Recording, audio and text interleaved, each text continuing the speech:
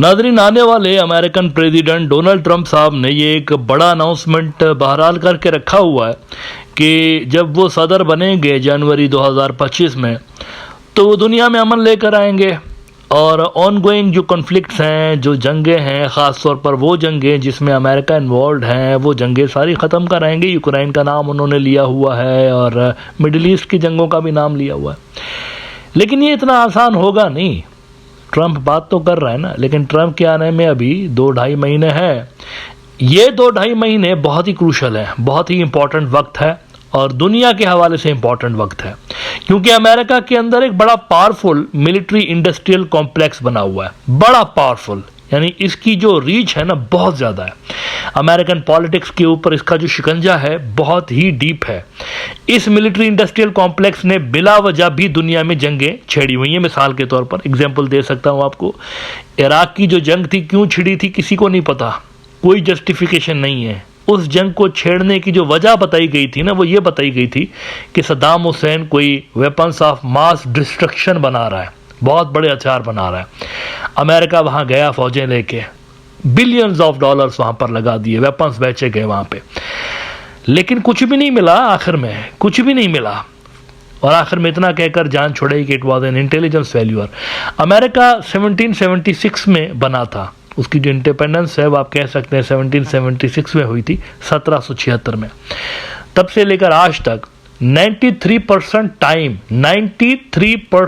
Time America जंगों के अंदर involve रहा है। 225 साल, कम से कम 225 साल, यानी 242 ईयर्स बनते हैं मेरे ख्याल से, जब से लेकर ये आज़ाद हुए हैं। लेकिन इन 242 सालों के अंदर 222 साल ऐसे हैं जिनमें ये जंगें लड़ते रहे। तो ये मिलिट्री इंडस्ट्रियल कॉम्प्लेक्स बड़ा पुराना है वहाँ पे, ये असरअंदाज होता है वहाँ के पॉलिटिशियंस की डिसीजन मेकिंग में। अब ट्रंप के आने से पहले एक बहुत बड़ी खबर अमेरिका से आ रही है और बड़े इंपॉर्टेंट बंदे की जानिब से आ रही है, इसको नज़रअंदाज नहीं किया जा सकता। ये बड़ी अहम खबर है।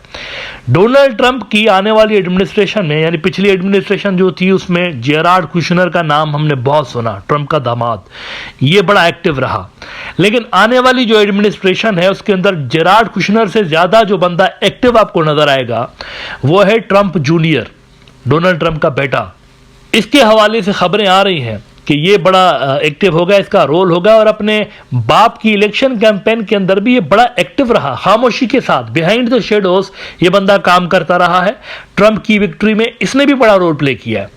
उसने एक बड़ा स्टेटमेंट दिया है कि मेरे बाप के आने से पहले, यानी जनवरी में डोनाल्ड ट्रंप के ओथ उठाने से पहले, अमेरिकन डीप स्टेट जो है और अमेरिका का जो मिलिट्री इंडस्ट्रियल कॉम्प्लेक्स है, ये वर्ल्ड वॉर शुरू करना चाहते हैं। वर्ल्ड वॉर, ये कितनी बड़ी बात है और कितनी भयानक बात है। और कर भी कौन रहा है? एक इंपॉर्टेंट बंदा जिसका आने वाली एडमिनिस्ट्रेशन में अहम रोल होगा। न्यूयॉर्क पोस्ट ने रिपोर्ट किया है, Donald Trump junior claims Biden administration military industrial complex is trying to start world war 3 ahead of father's presidency. और इसमें कहते हैं, ट्वीट किया उसने असल में, कि the military industrial complex seems to want to make sure they get World War III going before my father had a chance to create peace and save lives. He tweeted, "Gotta look in those trillions of dollars, life be damned, imbeciles." अच्छा, अब ये खाली हवाई बातें नहीं कर रहा, हकीकतन Joe Biden की पॉलिसीज ने और रिसेंट जो डिसीजन लिए हैं जो बाइडेन ने, उसने हकीकतन वर्ल्ड वॉर का खतरा पैदा कर दिया। अच्छा, सच इज कौन सा फैसला?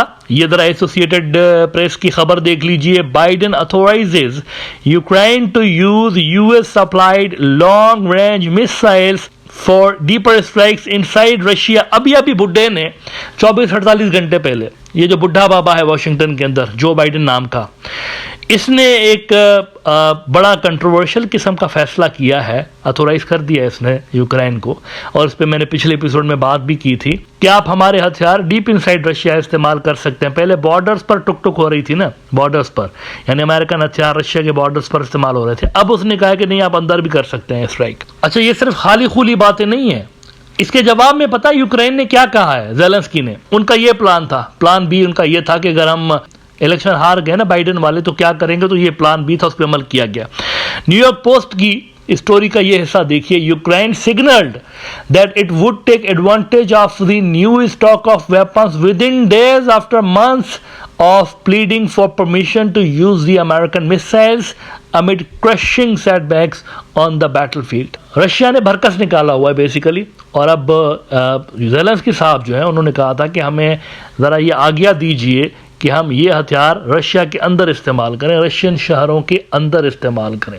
उसकी इजाज़त मिल गई है। अगर ऐसा होता है तो वर्ल्ड वार कैसे छिड़ेगी? वर्ल्ड वार यूँ छिड़ेगी कि, और वो भी न्यूक्लियर वर्ल्ड वार, वो यूँ छिड़ेगी कि पुतिन ने कहा हुआ है, उन्होंने अपनी न्यूक्लियर डॉक्ट्राइन चेंज करने का अंदिया दे दिया है। उनकी न्यूक्लियर डॉक्ट्राइन में चेंजेस ही आने वाली हैं कि अगर कोई नॉन न्यूक्लियर स्टेट जो है वो हमारे शहरों के अंदर बड़ी तादाद में कन्वेंशनल वेपन्स इस्तेमाल करेगी ना, नॉन न्यूक्लियर नेशन, इशारा यूक्रेन की तरफ है, तो उन्होंने कहा है कि हम न्यूक्लियर स्ट्राइक करेंगे।